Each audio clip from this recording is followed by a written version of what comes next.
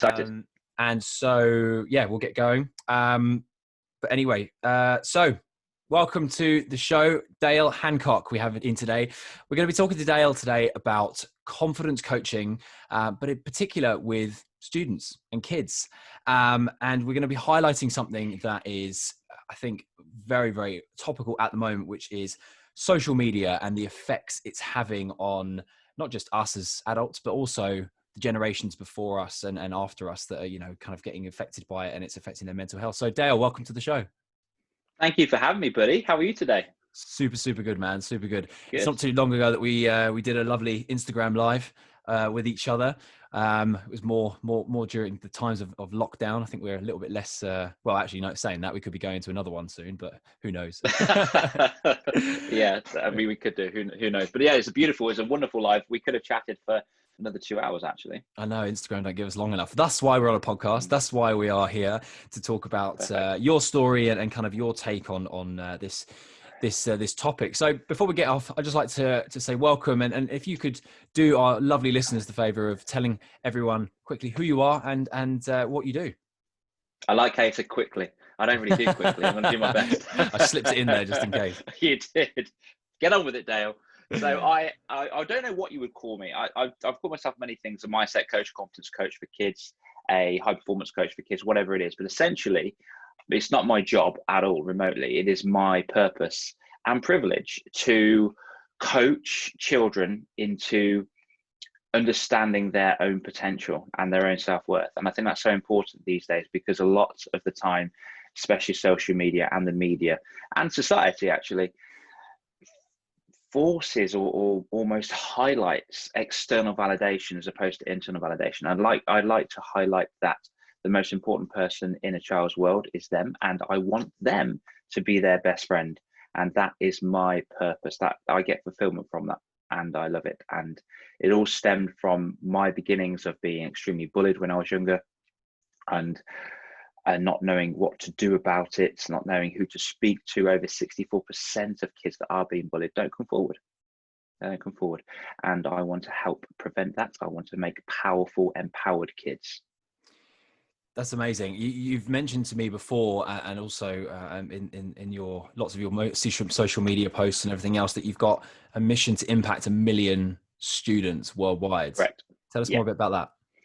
So at the moment I'm on, not that I'm counting individually, that's 7,007. But roughly there or thereabouts, I have impacted, I would say, 70,000 so far. Wow. That I know of. And that's me speaking one-to-one coaching, that's me group coaching, that's me going to schools, that's me having keynotes in Chicago and around Illinois. I did a tour of Illinois last year, which was absolutely the fantastic experience to see different cultures out there. And it is just because I just want to leave a fingerprint on this world, dude. I want to leave a really powerful legacy. When I leave this world, I want to give myself a head nod, as if to say, dude, that's pretty cool, man. I'm proud of you. It used to be, I want mummy and daddy to be proud of me. And then that evolved into, I want mummy and daddy to be proud of themselves. And then it's like, actually, no, so I want me to be proud of me. And essentially right now, I am very proud of myself for who I am. But like you always know, we don't get to that one level. We get to that level and we want to excel. We want to increase that. For example, going to the gym and lifting, I don't know, squatting 100 kilograms. Yay, that's my target. Woohoo to me. I think, oh, is that it? Is that it? Or can I do 105? You know, you got to keep on going. And the same with financial income too, if that's a thing in your world. It's so important to be striving for the next big thing. And I think that when you're at the age of the kids that you coach and that you speak to, I mean, I know when I was 16, 17, 18, I had no idea what I wanted to do. I thought to myself, well, I want to do what the coolest thing there is to do, which was probably not the most, straightforward career path or whatever. But I remember thinking to myself, like, I don't know what I want to do. Like, I don't know where I want to be and what. So it's really hard at that age, because you're sort of surrounded by kind of all your mates who also don't really know what's going on. And there's a few that do, and you think they're a bit nerdy because they know what they're doing, or there's the ones that are really cool that don't work. And it's kind of a bit confusing. However, in this day and age, you've got so many factors coming at you from left, right, and center that are kind of telling you that you need to be this multi-squillionaire who has like 5 Lamborghinis and 3 houses all over the world, or you need to be this fashion model who's got, you know, pumps up lips and has got fake boobs and all the rest of it, or you need to be some philanthropist, or you need to be an author, or you need to be, and it's almost like so much pressure on kids because of social media and sort of the news that we watch. It's just so in your face. How do you deal with kids that come to you and say, hey, Dale, I really want to be famous. I really want to be rich. I want to be a YouTuber, because that seems to be the thing they want to be. How do you sort of, not persuade them, it's the wrong word, I suppose. How do you encourage them that that's a great, potentially a great thing to follow, or it's a empty dream? I say great. I say that's brilliant. How ambitious and aspirational. I think that's so awesome. And then I say why, and then they stop talking because they don't understand. The most important question in this world, as you've probably heard from Simon Sinek, isn't the what or the how, it's the why. Why on earth are we doing something? We don't stop at a single why. Oh, why? Oh, because it'd be great to have attention. Cool. We don't stop there. Well, why do you want to have attention for? Well, because I want to have more friends. Well, why? Because and we dig a lot more deeper. We understand why, and that's why takes, I would say, up to an hour to 2 hours to discover and dig deep and find out. And 9 times out of 10, it's not what it's not the surface level thing that they want isn't as motivating anymore, because it's something different. I'm speaking with a chap who's got 64 businesses. He's got about 17 cars. He's got businesses in Canada. Millionaire, great guy. You would not know if you saw him. He drives around in, wait for it, the Peugeot 206. Good car.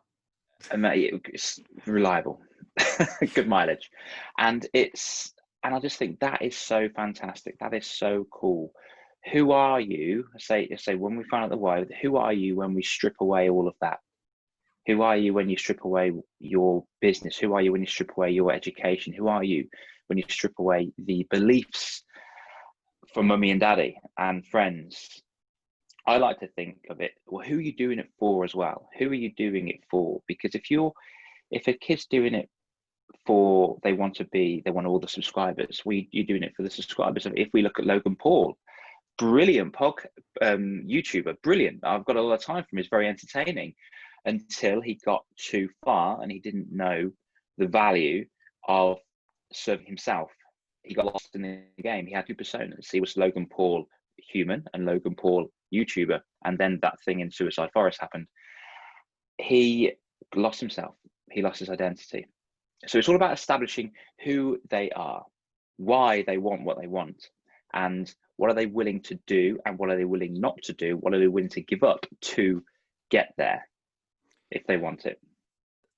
That is a big decision for somebody who has not even, been pushed into the big wide world yet. That in a way, when you're that age, you are still very much in the bubble of home, school, friends, family that. As soon as you go out into the big wide world, it's eye-opening, but it's also extremely scary. And you kind of find your way. And if you're someone who's confident and knows kind of where you're going, even then it's still a bit difficult. But if you don't, it's a minefield, right? It's somewhere that. So how do you prepare kids for that? How do you get them to a point where they know their why and what they're doing when they leave education, home, and everything else? Well, I think the key word you said just there, Jack, was confidence.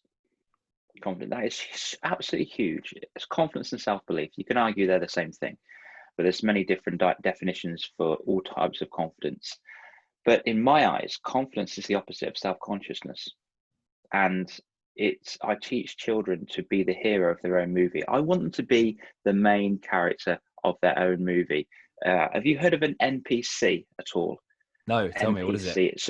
Well, I think when I say, you definitely would have. An NPC is a non-player character. Okay. So, for example, if you were there playing Super Mario Kart and you fall off the edge, the little Goomba thing comes along, picks you up with this little cloud and puts you on, Or if you're playing Final Fantasy, there's a shopkeeper there that says exactly the same thing, with exactly the same words every single time, no matter if you're playing at 4 a.m. in the morning or you're playing at 2 o'clock in the afternoon. Non-player characters. I do not want children to be non-player characters. And non-player characters in the real world are people that show up for other people, not themselves. They want to impress the jock. They want to impress the prettiest girl. They want to impress the group of people that are the most popular. But little do they know that that popularity fades so quickly, and it's almost as if ice caps. It just melts. It just goes, disintegrates, and then they're left with what substance have they got left with? Well, I didn't really work that hard in school. I've not improved my work ethic, and I certainly haven't improved my confidence, because all I'm doing is showing up for these people because I want them to like me.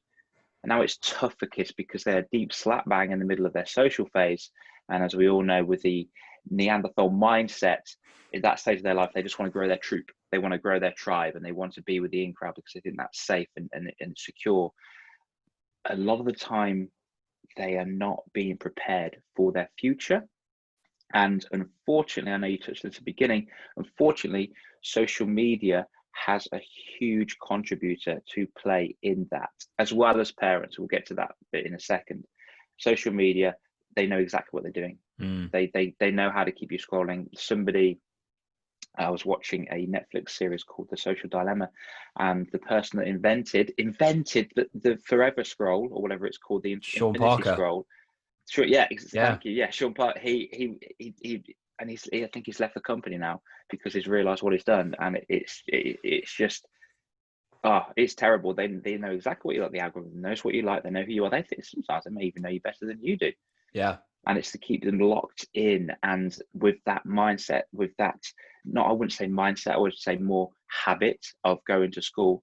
like me, I want to fit in. By the way, I'm generalizing, not all kids, just saying, just FYI.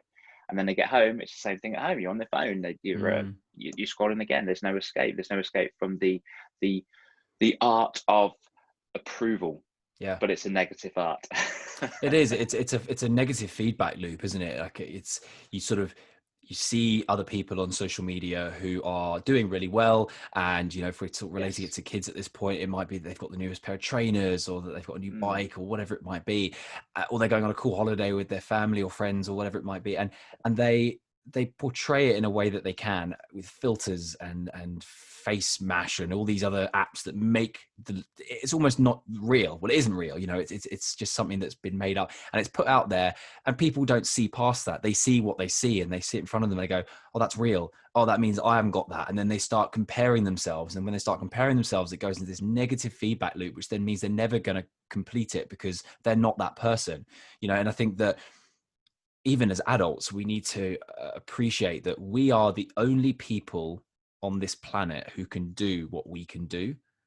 There's no other Jack Revell. There's no other Dale Hancock. There's no other person that's doing what we're doing in our world. And so therefore we should only compete with ourselves, and if we can compete with ourselves, then how much fun a game that is, because you're constantly getting 1% better every single day.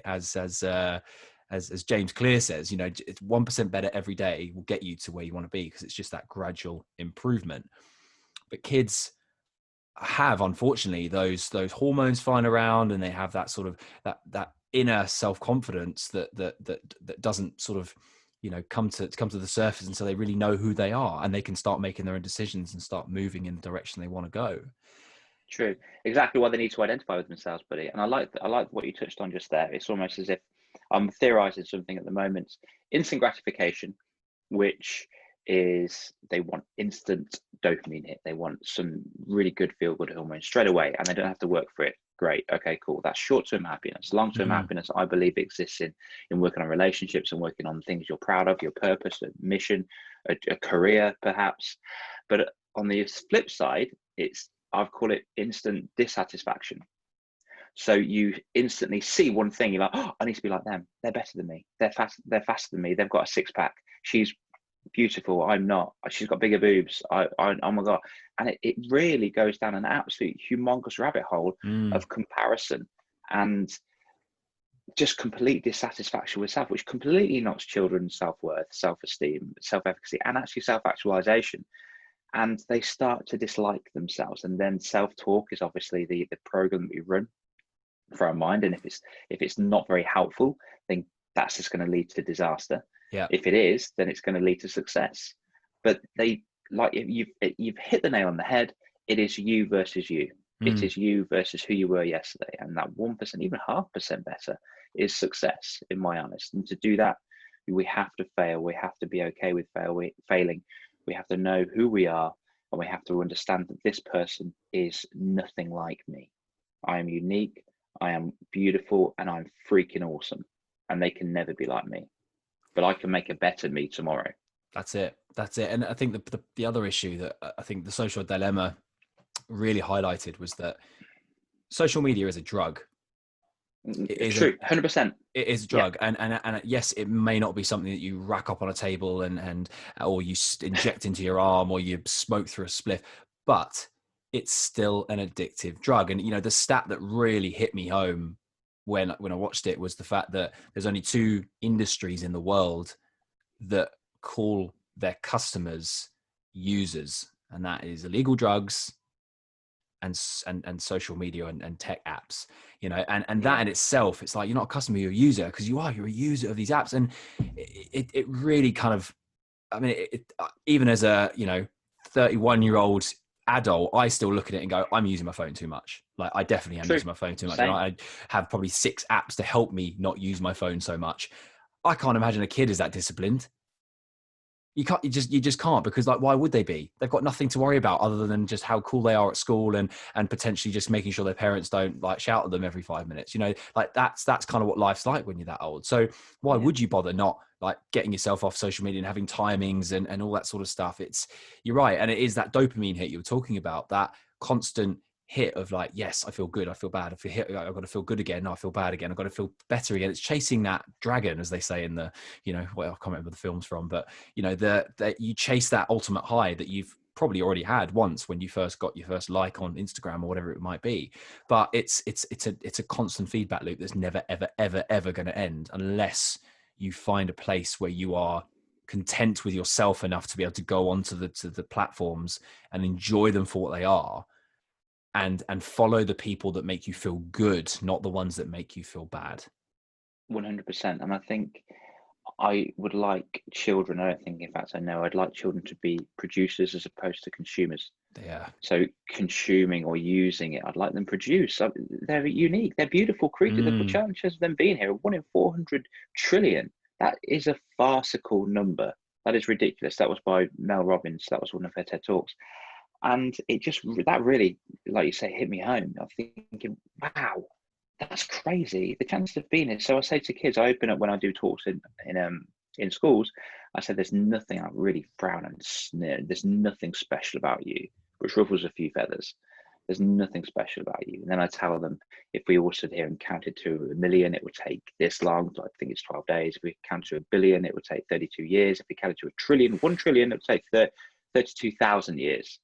The chances of you being here are 1 in 400 of those. You're an absolute freaking miracle. There's nothing special about you because you're a miracle. So use it. Use your purpose, use your passion. Find out who you are. Find out what you want to deliver to the world and throw it out there on Instagram or wherever you need to, if you feel like you need to use that. And I like the way they said they've got to be content with themselves, because I like to think I want kids to be happy with themselves alone in a room, in their own company. I want them to be, you know what, I'm accepting of me. I accept me. And that's the only person in the world that when you can truly accept, you can allow other people to accept you if they're worth falling in love with or being with in this world. Love that, man. Love that. I wanted to ask you a little bit about your background with kids, because, that you've got a lot of passion for them and obviously you love working with them, but you used to be a teacher, right? True. Yeah, I used to be a teacher. I used to be a teacher of science and PE. I've taught in primary, secondary, as well as special educational needs, because I wanted to have a few more strings to the old bow of education. And in my life, I hit what I wanted to get. My mum and dad said to me, Dale, you'd be a brilliant PE teacher. And because I was good at sport, I thought, actually, yeah, I think I bloody will be. I'll be a great PE. You know what? I'm going to be a PE teacher. And all I wanted to do was be a PE teacher in my hometown. It took a bit of a while because I was doing a bit of supply to start with. Then had a job in a town that's a bit further away from me, then somewhere else and somewhere else. And then I finally got a job in Rugby where I live. And it was great for 2 years until I thought, well, is this it? Is this it? So I've achieved my goal. Now what? Mm. And it was a little bit scary to think, oh my God, I can't do this. And it was very strange. I'm not going to mention any names, but there was another PE teacher that was working there as well. And it was really weird because there was one who was 10 years older than me. And there was another one that was 20 years older than me. And it was like a light bulb epiphany moment where I was sitting in the office, marking books, didn't like it, don't like marking. Teachers don't like marking, mate, just saying. And I was marking away, and I just threw the pen down, and I just thought, and they were all doing their thing. And I looked to my right, and I saw a 10-year-old version of me. And he didn't look very happy. He was a bit overweight. He was a bit grey-skinned. And I looked to my left, and I saw a 20-year-old version of me that just looked stressed and grey. And it scared the crap out of me. And at that moment, I just wanted to do something completely different. I didn't know what to do. So I created a refocus unit in school, which is to help children with social and emotional difficulties. That was going very, very well until that got expanded. And then I unfortunately that got expanded, which meant I lost my job in that area. And then a number of very painful things happened to me in the space of, I would say, 6 months, which led me to depression, anxiety, and it was tough. It was a very, very tough moment for me. If you want to talk about them, I can do, but no worries if not. Well, the question that springs to mind is that you'd hit this goal of becoming a teacher, and you wanted to do that, and that was great, and you found yourself in this position, but then had this sort of realization at the top of the mountain. You're like, oh, actually, the view's not as great as I thought it was going to be, and then you decided to sort of iterate and created this refocus unit that you mentioned, but then kind of had all these other things happen to you. What these things, and you're welcome to go into them if you want to, but how did they shape you as a person moving forward? Very, very strong question. So just to give the listeners an idea, I lost my job. 2 weeks later, I had a car crash. 3 weeks later, I found out that my partner of 5 years was seeing other men behind my back, and she broke my heart. It was a massive hit to the ego for the entirety of our relationship. Then a month later, my mom decided to have a heart attack. Selfish. I laugh about it now because I'm at peace with everything. Oh, do you know, if we have any American listeners, they will not understand the sarcasm. Yes, my mum's fine. She said everything's okay. It was just a bit of a knock.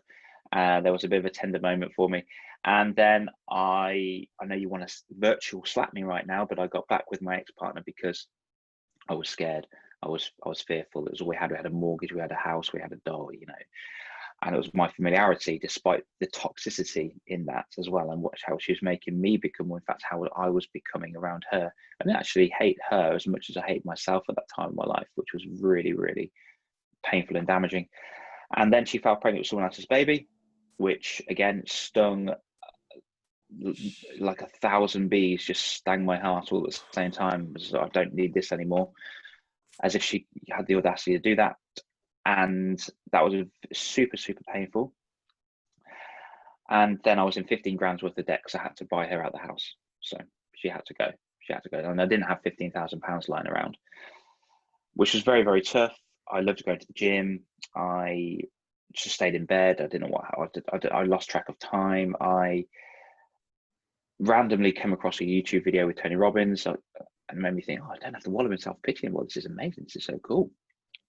And then I decided to go to the gym, saw a guy. It was almost as if the universe went, okay, this guy's struggling. We'll put this in, we'll make him watch this YouTube video. There's a guy at the gym who does neurolinguistic programming. Let's push him in his direction. And it was all by chance. It seemed by chance. And it was just like, and he mentioned a few things, and I got coaching off somebody else. I went through a 12-week program. Confidence was skyrocketing. Applied for a TV game show called Cannonball. Called Ninja Warrior. Didn't get on. applied again, didn't get on. They loved my video. So they said, in fact, Dale, why don't you apply for this show? I said, it's called Cannonball. It's set in Malta. And it was amazing, Jack. It was so cool because it was exactly the freedom and confidence boost and self-actualization that I needed. And I remember being on the plane thinking, right, I want 3 intentions: to have a ridiculous amount of time, to meet new people and speak to a girl, because girls freak me out, and to win the whole show. Because my mum's always said to me, it doesn't matter what you're doing, whatever you're going for, aim to win. If you come last, I don't care, as long as you put your effort in and you had the target to win. I don't care, just aim to win. So I did. Went in there with the aim to win. I thought, no one knows me here. I'm going to fake confidence. I was a shell of a man until I was on the bus from the airport to the hotel, and I got it with my GoPro, speaking to everybody, saying, doing a bit. Hey guys, I'm doing a vlog here. How's it going? My name's Dale. Who's going to win? You're like, I'm going to beat you. You're not going to win. I'm going to beat you. It wasn't arrogant. It was more self-belief. It was playing around with them, a bit of banter. And then I started talking to this girl, which was great, which was one of my targets. Then we started dating, which was fantastic on the show, which was so random. And we went through the whole show. It was basically a little bit like Total Wipeout kind of esque. And Freddie Flintoff was the host. There's a few other people. Maya Jama was one of the hosts as well. And it all ended by me getting through to the final. And the final was swinging off a giant rope 3 stories high and landing in these giant rings that got certain points. I was basically a human dart, and I had to land in the ocean. That's what it was. And I went through the phases. To cut a long story short, I won the show. I won the whole show, and it was fantastic. Exactly what I needed. And I remember flying back thinking, oh my gosh, I wasn't faking confidence. That was my real me coming out. That was my real me coming out. And the question you asked, the point I'm making is, I went through all that pain and all that horror, which is relative to me. I know there's plenty of people. I'm working with a guy at the moment who's a Paralympian who had his arm blown off by a rocket launcher. I mean, that is serious. You need to get him on the show, by the way. He's an absolute legend. And for me, in that time of my life, that pain was relative to me, not comparison to anybody. And it was horrible. I didn't know what to do, but I needed that. At the time, it was horrible, absolutely heart-wrenching. But it was the best day of my life, the best time of my life, because it made me who I am today and made me go through the show, to win the show and speak to people again properly. And since then, I've been coaching children. I've been doing my utmost to go on shows, to go on podcasts, to go onto events, to learn psychology. I've actually met, 3 years now, I met my girlfriend now called Laura, who's in rugby, and it's amazing. You touched on it slightly a second ago, saying all these children, when they hang around with children, the same of lostness and not knowing where they're misdirection. Yeah, with Laura, my girlfriend now, for our second date, we went bouldering, and there was one wall that she couldn't do, and there was a pro climber came along and she couldn't do it, and she gave up after the 4th time. Laura did it. I think it took around about 13 or 14 times to actually get up this wall. Her hands were aching, and she did. I thought, that's a committed person. That's a committed girl. That's very ambitious, and she's very, very important to me. And it's who you hang around with. It's not Jack Canfield, is it Dale Carnegie? I think it is. Some of the 5 people you hang around with the most. That's the one, yeah. And it's really, really important who you hang around with. And again, just to talk about that, my pain moment led me to my confident moment, which led me to my understanding that I maybe need to let go of older circle of friends to become more, and to have not that I want to, because that was heartbreaking as well, but to leave my fingerprint on the world. Yeah, so pain creates action. Yeah. Look, it's as you said, the life isn't easy, right? Life is not just one linear straight line. There's so many analogies. You type into Pinterest, life as a picture. It's usually lots of squiggly lines, and then there's an endpoint, right?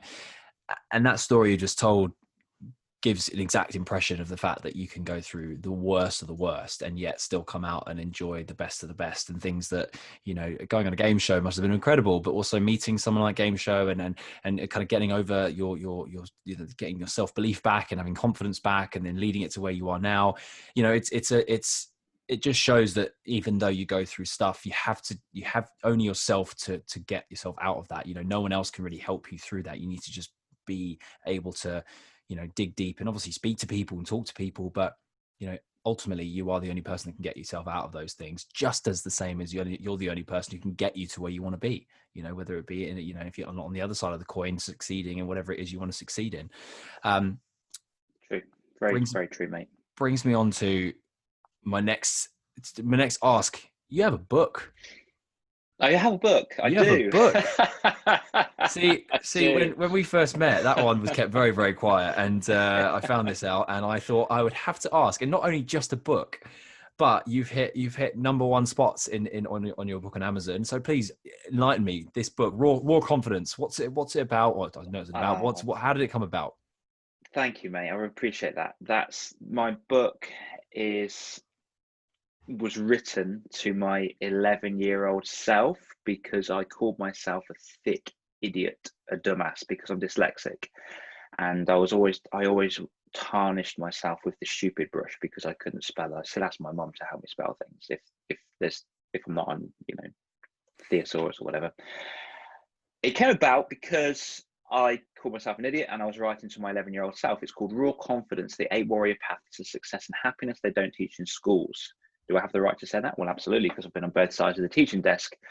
Until recently, there's a lot more forward-thinking schools that are asking me to come in and speak about this syllabus, to speak about confidence, resilience, leadership, social skills, being bully-proof.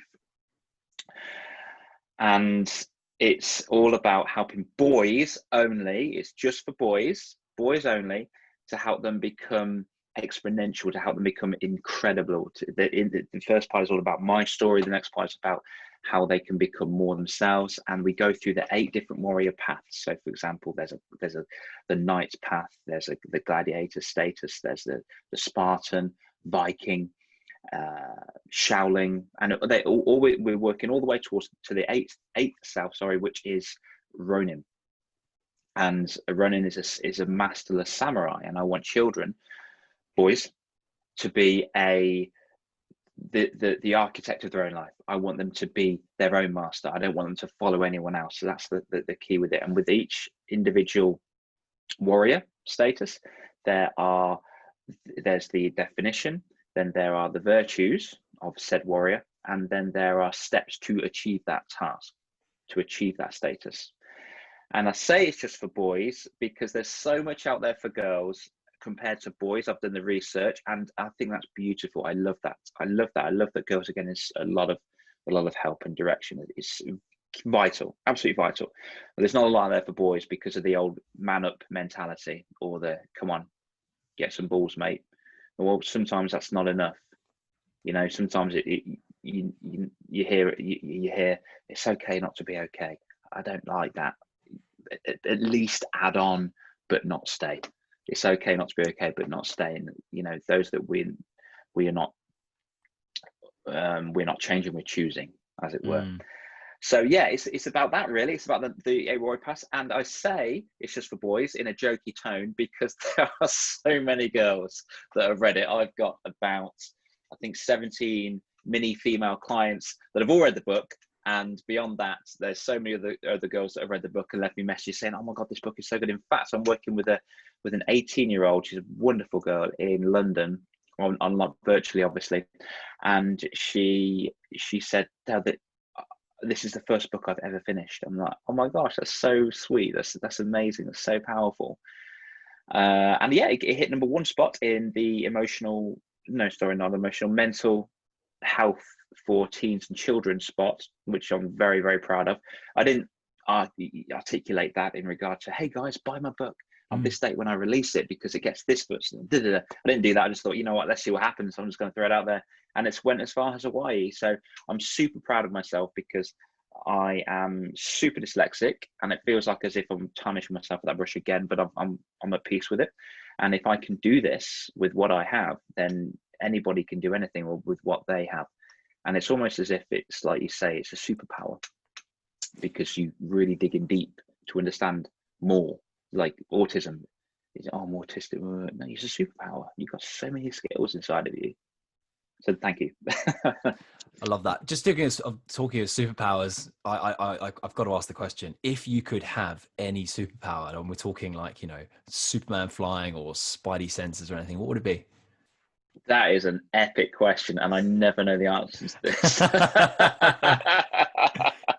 Oh my gosh! So my favorite superhero is Spider-Man, Mm-hmm. just because he just comes alive when he is, and he's got so many problems. It's just because he's so relatable. And I know what you're thinking. I'm skirting around the the question. I would say, so my number one value in life is freedom. Freedom. I would feel, and after that it goes fulfillment, then love.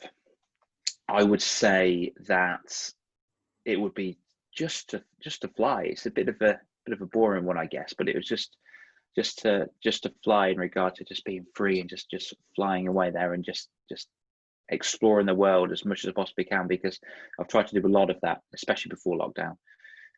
Tiny bit over lockdown, which is a bit naughty. I only went to one place. I went to Greece. But no, I would say, without thinking deeply into it, flying. Like it. And in terms of favorite... hey, dude, what about yours, bro? Come on. Oh, I thought I was going to get away with that one. Do you know what, Dale? I do share that value with you. Freedom for me is a big one. I think it's more for the less of the freedom of just being able to kind of go wherever I want. I think it's more for being able to do whatever I want. And I think that if we're like, sort of, as we're on the topic of what we were like as kids, I've always been a bit anti-establishment and don't really like following rules. And so, as you can imagine, school was a little bit more difficult for me. I found it quite hard to, you know, be told what to do and all the rest of it. So freedom for me was always a big thing. And I like to make my own decisions. And so, you know, superpower wise, independence is really important. But in terms of attaching that to some sort of Marvel hero, I don't know, someone like, I don't know, Captain America would be quite cool, because he's kind of got like the strength to be able to do, you know, all those amazing things, as well as also, you know, go and be the confident guy in front of everyone and kind of just be himself. You know, I think that's kind of where I see my superpower. But yeah, it's a hard one, because in certain situations I'd like to be able to fly, and you'd be able to like climb up walls and do 7 backflips and then, you know, knock a guy out. It'd be quite cool, you know. Do some jiu-jitsu. It'd be good I think fun. with Cap, he's very true to himself, isn't he? I like that. Yeah, exactly. Yeah. Dale, I wanted to touch on something that I think is really cool, and it's that, you know, we've talked about the fact that you've written a book, and the fact that you've been on both sides of the desk as a teacher, and obviously now as a teacher for kids in confidence and that sort of thing. But you're also been to speak to Parliament. I've been to speak to Parliament, and I want to know a bit more about what you've been to speak to them about, and why you've done that. So that was an incredible experience. That was so cool. And if it wasn't for an amazing lady in my life, Georgina Newman, now mentioned you, Georgina, she's incredible. She's so cool.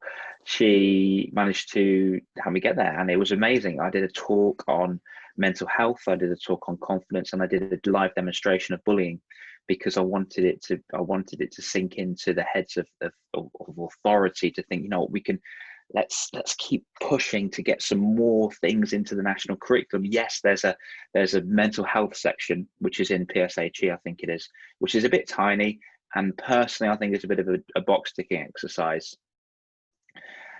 And yes, it's good that teachers have the opportunity to learn mental health first aid, which is great. I've had mixed reviews about that.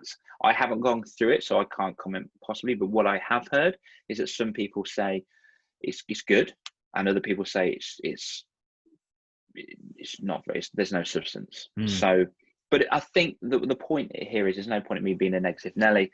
We are going in the right direction to actually understand that, you know what, let's get away from this industrial revolutionized national curriculum, which is talking about Pythagoras theorem, or what some chaps said in English, you know, 200 years ago, Shakespeare. and focus more on future sight, the skills of leadership, the skills of not giving up, to keep on working, problem solving. Because when I was at school, and it might be the same for you, when we had random speakers come in, very seldomly, rarely, it was just like problem solving, and it was just like that one little thing. But every single kid, and me especially, enjoyed those days because it really made me understand me more, if anything. And I didn't realize at the time, but I get it now. And I think we're going in the right direction. I still think it's a little bit, I think teachers need more of a break in regards to standards, etc. And it was just a way for me to go in Parliament and say, look, these things are important. If we think about it, if a kid does not know how to handle being bullied, if a kid does not know how to handle their own emotions, it's going to lead to depression, anxiety, social anxiety, stress, overwhelm, being unable to cope with jobs. And how many businesses in the UK alone are missing out, losing money because people are off with stress? There's no such thing as stress. I need to do another podcast with you. There's no such thing as stress. And I know I'm going to get many evil looks right now through the podcast waves, but it's true. There's no such thing. It's not stress. It's just fear. That's all it is. And people do not know how to handle their fear.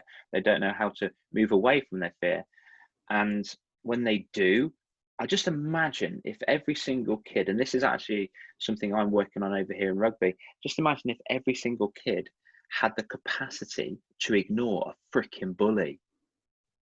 And I know of girls that there's this schools where there's this one matriarch girl who's only in year 5, how was that? That's 8 years old, 8 to 9 years old, sorry, who has minions, other girls in her year, that does her bidding for her, and she controls them, and they're all scared of her. And so these poor other girls are just being told they're fat, they're smelly, they're ugly, being pushed over, just because of one insecure, hurt person is not getting enough attention at home, or whatever it may be, that's just making all these girls do this. Who would I like to help? I would like to help the bully, because this person, that's the focal point. If that stops, it all stops. And I completely sympathize with the victim, because hey, that was me when I was growing up. But if we could start here, then that'd be fantastic. Just imagine if every single kid felt so empowered. I'm releasing, it's coming soon, I'm releasing a project called the Young Life Warrior Project. And it's to help every single school in rugby. I'm going to speak to businesses as well to see if they can come on board. And just imagine if we can help out all of those kids become empowered, not be bullied, be bully-proof, be confident, have the ability to problem solve, have good leadership skills. Because essentially, if I say to a company, look, in the future, these kids are could be one of your managers. Would you not want to carve your manager from now, as opposed to when it's a little bit too late?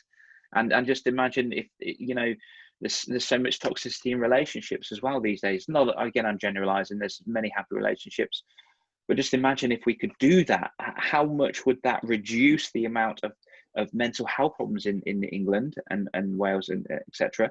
And there'll be less stress on the NHS. It's a no-brainer, Parliament, guys.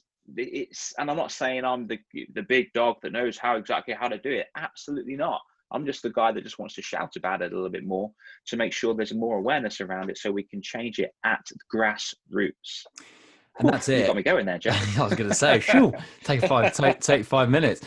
You're absolutely right, though. The way the world is now is so much focused around tech. I mean, you look at what's happened in the last, 6 months. We have all just gone back to, we are all, none of us have seen each other. We have all been, stuck in our homes, and we've had to communicate via Zoom and Skype and all these other tech things, and I don't think the world is ever going to really go back to a place where it was like it was before coronavirus and COVID kicked in. I hope it does in some respects, but I think there's going to be a real shift where everything now is online and will stay online. And so I think that, therefore there's going to be a lot more exposure to fake news and fake accounts and people trying to make themselves look better and all that sort of stuff, but also the social skills that you need in order to be able to get on in the world. I was taught as a kid that, you can obviously get an education and do your thing and learn this and learn that, but ultimately people by people in this world. You know, if you like somebody and they like you, you get on.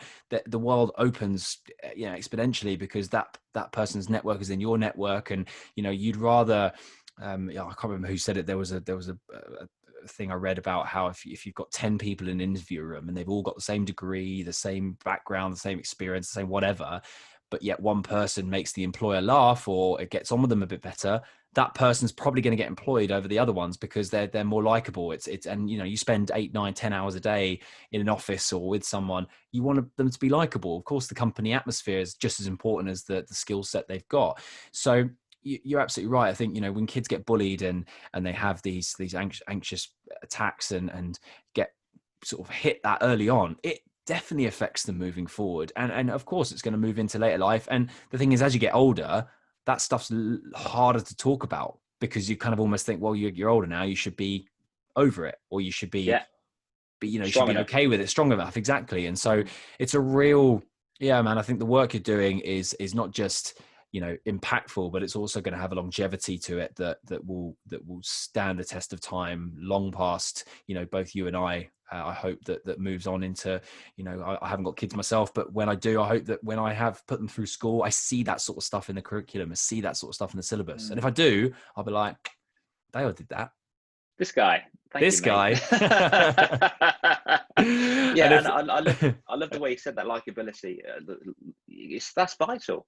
But likability happens when you like yourself first, and that's what I want kids to do. Essentially, my job, my purpose, my passion is to help kids be their own best friend. Because when that happens, they will stand up for themselves. If someone was picking on, you know, I'm not sure if you're with a partner, but if somebody was picking on her, then you would stand up for them. Absolutely. But how often do people stand up for themselves? That's it. I hear it all the time. They say, you can say what you like about me, but don't you dare say that about my missus. You can say what you like, but don't say that about my mate. Like, no, it should be the other way around. You can't say that to me. I love me too much to put up with that crap that just come out of your mouth. This is what's going to happen. Yeah. You got one chance, and if not, I'm moving away. But yeah, it's about teaching likability to themselves, children, because when I was going through what I went through, I didn't learn that stuff at school. I wish I did learn that stuff at school: coping mechanism, problem solving, understanding what stress or depression or anxiety is. There's no such thing as stress nor fear. And that, I believe, I still would have been here. I still would have got a good old dagger through the heart, but I probably would have recovered and got through it a bit faster. It's amazing, as I said before, how the things that happen in life that seem at the time like the worst things that could possibly happen actually shape us to become the best people that we could become moving forward. You know, it's actually very easy, and I sort of harp on about this quite a lot, but it's very easy to remember the negative things in life because they are more sort of poignant in your life than the wins. You know, we never really celebrate the wins. We sort of expect the wins. We sort of think, I worked really, really hard for that, you know, exam or whatever, and I got the grade. Oh, great. And on to the next thing. Whereas if you failed it, it would be the biggest thing you've ever happened because you hadn't sort of, society hadn't sort of had put you in that position and it hadn't got you to that point. But actually, if you learn to look at the failures you've made as a learning opportunity and go, right, well, what didn't I do in that position, or what can I take from this, and how can I move forward? You will always be stronger. You'll always be a better person. And yeah, I think that people need to actually just recognize that they are so unique. And as you said, it's such a miracle that people have arrived on this planet that you just have to do what makes you happy, and everything else will fall into place. Dude, I love that. I just want to jump in ever so quickly. I think, like you said about society, I think that celebrating mini wins sometimes may come across as arrogance. And, you know, I went bouldering 2 days ago and I failed no end. It must have took me about 42 times to climb this one route, and I just wouldn't give up. We're on video right now, and I cut my hand. I had a bit of a boo-boo just there, and I kept on going. I wouldn't let it stop me. I had to keep on going. And my little baby mindset, my chimp inside was going, yeah, but Dale, you did the half of it, so that's cool. And you touched the top, which counts. And then the other side would say, it didn't count. You've got to have 2 hands to finish the bouldering climb. You've got to do that. And I just walked away, and I had to give myself a break. But the amount you learn so much through failing. And when you do get the win, I was just like, I was so happy, and I celebrated. And I was like, yes, come on. Now, I think it's almost frowned upon when children or adults celebrate themselves or think highly of themselves. What the fudge? Why would you want to be condemned for actually feeling good about yourself? It's not arrogance, it's self-belief. Arrogance is putting somebody else down whilst you're doing that. So I could say, oh my gosh, I lifted that weight, I'm so happy, that was so cool, I'm awesome. Or I could say, oh my god, I lifted, and if you and I went to the gym, oh my gosh, I lifted that weight, I'm so awesome, I'm better than you, Jack. That's arrogance, and that's the very weak, insecure mindset, that is, to me. But I want everybody to celebrate their wins. I want everybody to think they are an absolute legend. I wake up every morning, dude. I don't know if I said this last time. I get out of bed as active as I can, and I look in the mirror and I do a click thing, to double click and point in the mirror and go, legend, and then carry on with my day. And that's my anchor to attack the day every single day. And if I'd say this, legend, like that doesn't count. I have to do it again. And that's not being me being arrogant. That's not seen like I'm a delusions of grandeur. That's me believing in myself. Because when every single person on this planet starts believing in themselves, they're going to be a lot more stronger, and that's going to infuse throughout society and their children. The number one lesson in the world, I think, and what I've found is after my 20 years of coaching kids, I started when I was 15, actually, coaching athletics. One of the things I found, the most important lesson is self-belief. But as a parent, you can only teach self-belief through demonstration of yourself. You have to believe in yourself, and then children will pick up on that and use that. Man, that's if there was ever a way to finish off such a great podcast, that was it, man. For all the a message to everybody listening. You know, you've got to show up in the way you want to be seen. And that's it. Act on purpose. Dale, this has been absolutely amazing, man. Thank you so much for coming on and your time and your energy and all your knowledge. It's been wonderful. Where can people find you? Would you like anything? Would you like to plug anything? Would you like to increase the sales of your books by any chance? Anything? Where would you like to go? Oh, thank you, mate. And first of all, it's been an absolute pleasure and privilege speaking with you, buddy. It's really awesome to see people like you in this world doing this. It's so important in my eyes. For me, Dale Vincent Coach on Instagram, and Dale Vincent Coaching on Facebook, and the book can be found at Amazon. It's just Raw Confidence. If you type in Raw Confidence, then you can type in Dale Hancock, or if you can remember this, Raw Confidence, the 8 warrior paths to success and happiness they don't teach in schools. It's a bit of a mouthful, that one is. But if you are interested, check it out. That'd be cool. If you want to message me or contact me about anything that's floating around in your mind, if you've got any thought pebbles, then please, I'm always open to do that. That's absolutely fun. I make sure I message every single person back personally. It's a Gary V thing inside of me. That's what he did when he first started. It's led to his success. So if anybody's got any questions or anything that's tickling their brain, then please reach out and I'll do my best to guide you. Fantastic. And look, I will link everything in show notes below, according to Dale's socials and his book and everything in between. But look, from me, Dale, this has been amazing. Thank you so much again for your time, and I look forward to doing this again. I mean, I'm sure we'll have another opportunity to do this again in the future. But yeah, man, look after yourself, and I'll speak to you soon. Absolute pleasure. Take care, buddy. Cheers. Bye.